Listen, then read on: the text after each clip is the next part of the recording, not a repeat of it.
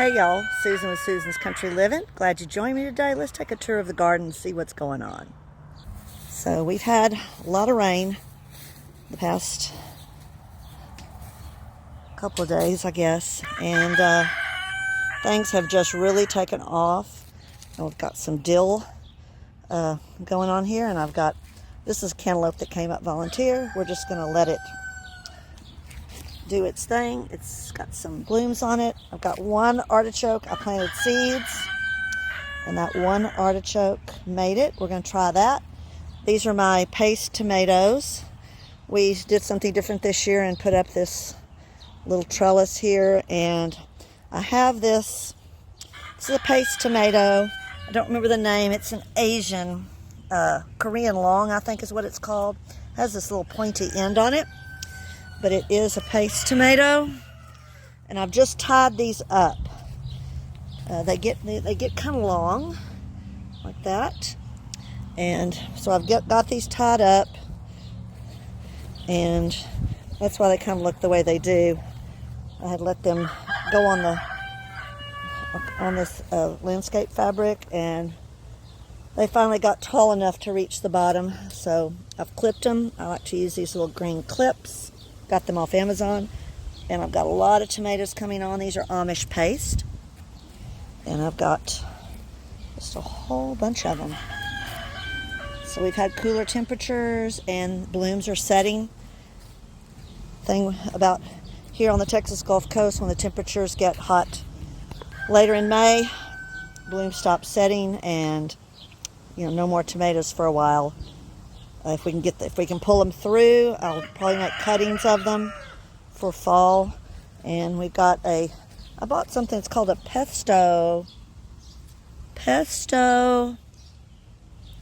perpetuo. It is a basil, kind of a bicolor here.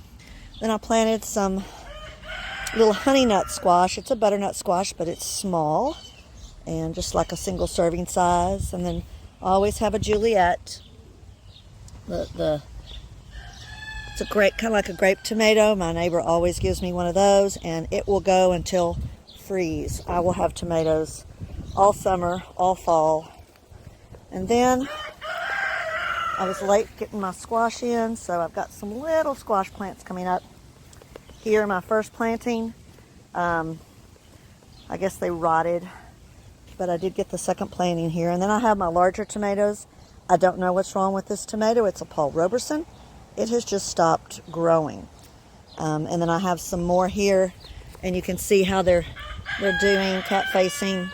Had a lot of wind, and these two seem to be doing better. I started all of this from seeds and pulled them through the greenhouse through our freeze, but I am getting. And I thought that was cat facing, but it's not. But they're coming along. And then I have some cucumbers for pickles that I planted, and I had a germination issue, so I had to go back and plant a few more, and they still having a germination issue there. So we're going to go around to this side. And we've got green beans going. These are contenders.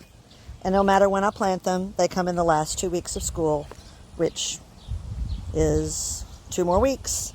And they're putting on blooms. No beans yet, but these are bush beans. And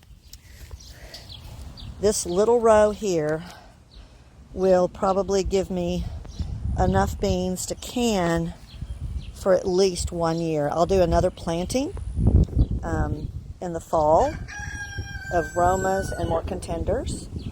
And then I left planted sugar snap peas, sweet peas, and they've come through the freeze, and I've made a picking or two off of them. I'm going to let them go to seed and save the seeds for next year, but I wanted to leave the blossoms because brings the bees. I planted, these are Boston picklers, Boston cucumbers that I saved the seeds. I need to thin them.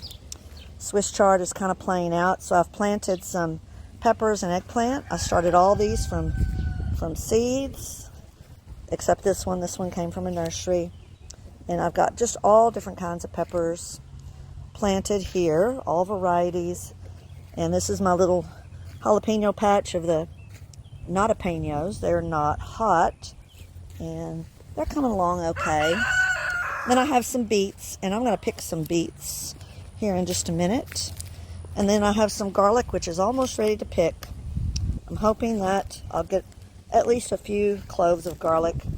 I never have been really successful. And then I've been picking onions.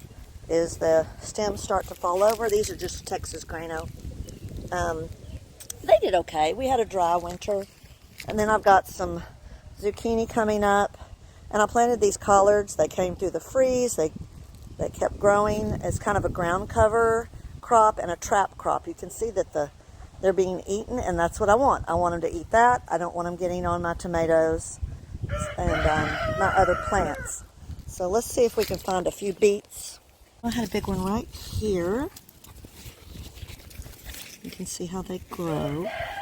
So we're going to pull that one up right there. And these are just Detroit red. See if there's another big one I saw back here. Yeah, let's get that one. There. That's a nice one. And there's another big one right there. We'll get that one. And one right next to it. Let's get that one. These are pulling up really easy because we had a nice rain last night. Let's see. And there's a couple more big ones back there.